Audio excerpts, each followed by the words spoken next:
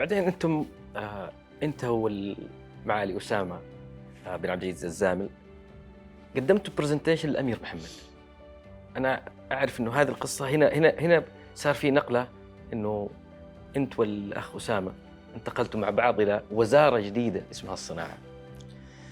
صحيح، يعني هذه من أجمل يمكن الأحداث اللي مرت علي في حياتي.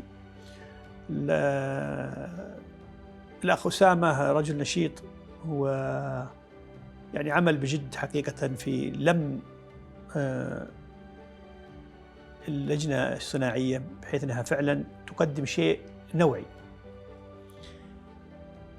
فأتذكر حتى أتذكر أني كنت في باكستان، كلمني قال لي ما أنت مصدق شو بقول لك؟ قلت وشو؟ قال كلموا أنا مكتب الأمير، قالوا تجون تعرضون على الأمير.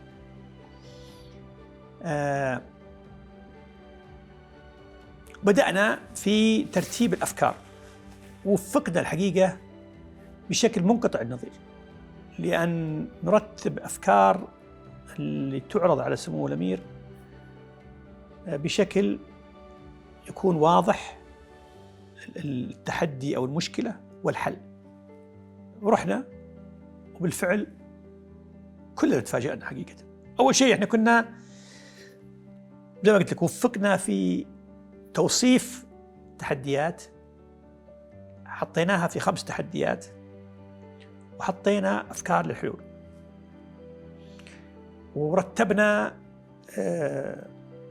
كيفية الحديث مع سموه. وفعلا جلسنا مع سمو الأمير،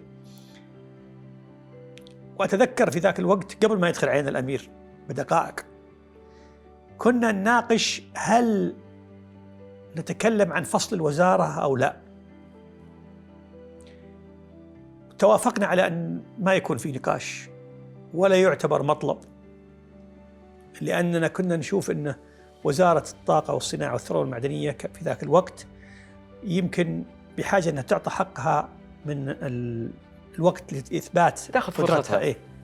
فما جلسنا مع الأمير، وبالفعل يعني كان موزع الأدوار وتكلمنا حكينا عن إيش اللي صار.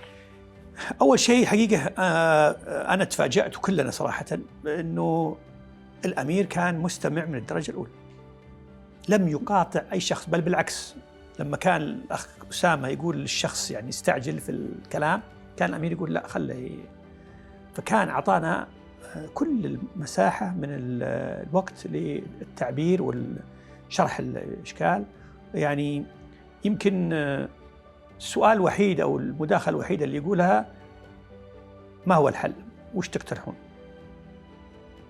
خلصنا. هو من نفسه قال طيب ما تبغون تفصلون وزارة؟ قلنا له وجهة نظرنا أنه يعني نحتاج، يعني ما نستطيع نقول والله أن معاناة الصناعة هي بسبب أنها ليست وزارة مستقلة، وهذا كان واقع. يعني حتى أنا لما قابلت سموه منفردا قلت له نفس الكلام هذا. فبالفعل يعني سموه قال بنسوي مجموعة واتساب وبكون فيها أنا كل الوزراء المعنيين بالملفات اللي تكلمتوا عنها، وحنبدأ في تنفيذ المقترحات هذه. بالفعل فعلا يعني كانت يعني المجموعة ما زالت موجودة يعني إلى الآن. وبالفعل كل الوزراء يعني جزاهم الله خير بدأوا يعني يشتغلون. وحتى يعني أتذكر من أول من بادروا معنا معالي وزير المالية محمد الجدعان، واجتمعنا معاه في المكتب وعطيناه التفاصيل. بدأت صراحة من ذاك الوقت أنا أعتبرها بدأت انطلاقة الالتفاتة نحو تصحيح أوضاع القطاع الصناعي.